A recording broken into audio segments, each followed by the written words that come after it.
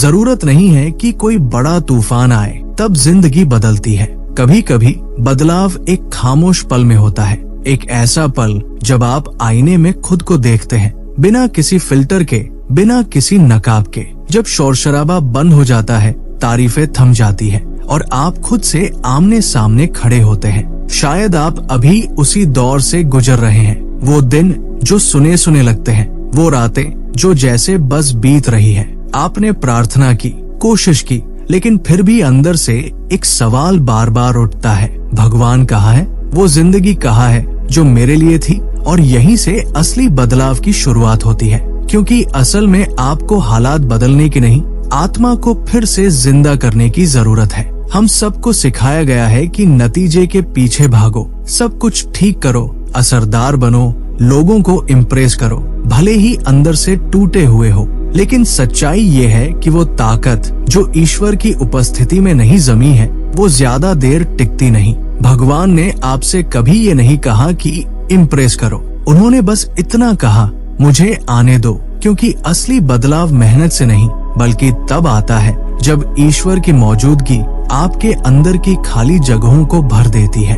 ये कोई धर्म का भाषण नहीं है, नहीं कोई विद्वानों की बात है, ये हकीकत है। जो ब्रह्मांड को रचने वाला है, वो अब आपके अंदर रहना चाहता है, सिर्फ पूजा पाठ के वक्त नहीं, हर पल, हर सांस के साथ। ये पल ईश्वर का प्यार पाने की रेस नहीं है, ये बस उन्हें अंदर आने देने की दावत है। वो जबरदस्ती नहीं करते, वो आपकी टूटी दीवारों को धक्का नहीं देते, वो बस इंतजार करते हैं जब तक आप धीरे से नहीं कहते आओ। और जब आप ये कहते हैं, वो सिर्फ आपके सजे संवरे हिस्से में नहीं आते, वो उन हिस्सों में आते हैं जहाँ चुप्पी है, शर्म है, डर है और अधूरे सपने हैं। और वहाँ जहाँ कोई थेरेपिस्ट, कोई गुरु, कोई योजना कुछ नहीं कर सकती, वहाँ वो रोशनी ले आते हैं। वो आपके गड़बड़ कमरों के लिए आपको जज नहीं करते, वो उन्हें नया रूप देते हैं। वो नहीं कहते कि पहले सब ठीक करो फिर बुलाओ, वो बस कहते हैं दरवाजा खोल दो। और यही से शुरू होती है असली चंगाई। वहाँ नहीं जहाँ आप उन्हें इम्प्रेस कर रहे हैं, बल्कि वहाँ जहाँ आप खुद को समर्पित कर रहे हैं। शायद आपने अपने चारों ओर दीवारें इसलिए खड़ी की हैं, क्योंकि जिंदगी ने आपको चोट दी है, न कि इसलिए कि आप गलत इंसान हैं। शायद किसी धार्मिक अनुभव ने आपको निराश किया हो, लेकिन भगवान ने सब देखा है और फिर भी वो अंदर आना चाहते हैं। उनकी मौजूदगी आपके दर्द, आपकी चुप्पी, आपके सवालों से नहीं डरती। उन्हें आपके डांस, आपके भाषण, आपकी परफॉर्मेंस की जरूरत नहीं, उन्हें बस आपका हाथ चाहिए। और जब आप हाँ कहते हैं, चाहे बस हल्के से ही, तो वो चलते हैं, कभी आग की तरह, कभी शांति की तरह, कभी उन आंसुओं की तरह जो आपने सालों से रोके हुए थे। आपको कोई बड़ा इमोशनल एक्सपीरियंस नहीं चाहिए बदलाव के लिए। बदलाव भावनाओं से नहीं होता, साथ से होता है, उस ईश्वर के साथ जो आपके रोजमर्रा के संघर्षों में भी आपके साथ है। जब चिंता अंदर आने लगती है, जब डर गले लगने की कोशिश करता है, जब शर्म आपके कान में झूठ बोलती है, वहीं पर वो मौजूद है। और वो आपका धर्म बढ़ाने नहीं, आपको संपूर्ण बनाने आया है।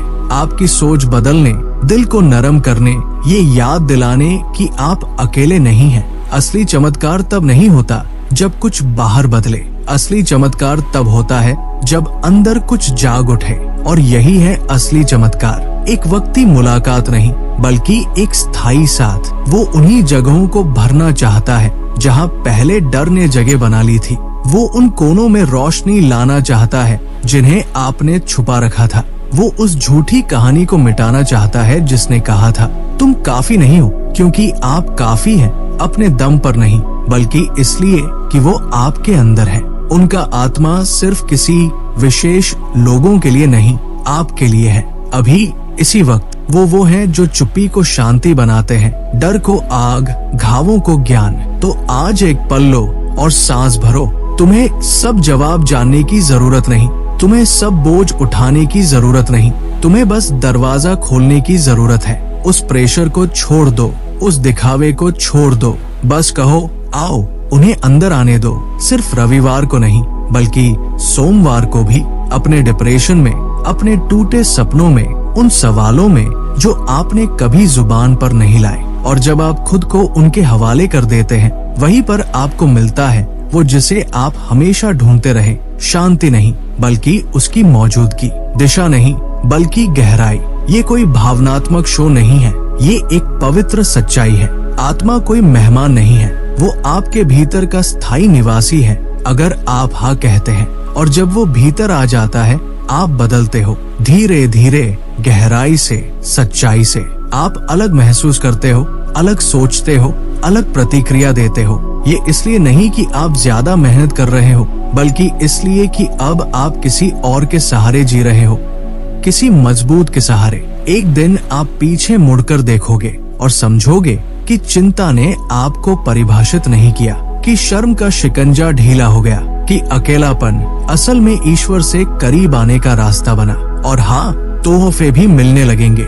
आप अलग तरह से प्रार्थना करने लगोगे, सिर्फ शब्दों से नहीं, अधिकार के साथ। आप वो बातें देखने लगोगे जो होने वाली है। आप उन लोगों में जीवन भरोगे जिन्होंने सिर्फ दर्द देखा है।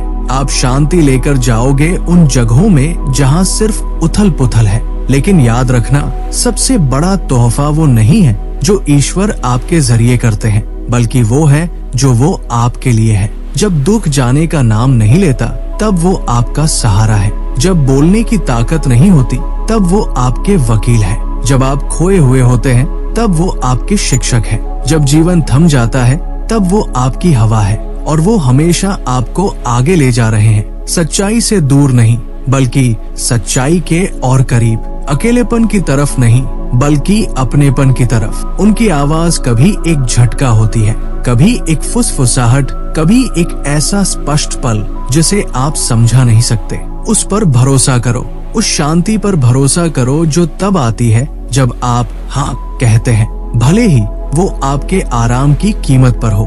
क्योंकि हर बार जब आप मानते हो, कुछ शाश्वत बदलता है, कुछ पवित्र हरकत में आ जाता है। ये सिर्फ एक अनुभव नहीं है, ये एक संबंध की शुरुआत है। आप किसी एहसास के पीछे नहीं भागते, आप उस पर ध्यान देते हो जो अब आपके भीतर है। क्योंकि वो संगीत के बंद होते ही नहीं जाते, वो भावनाओं के थमने पर नहीं गायब होते।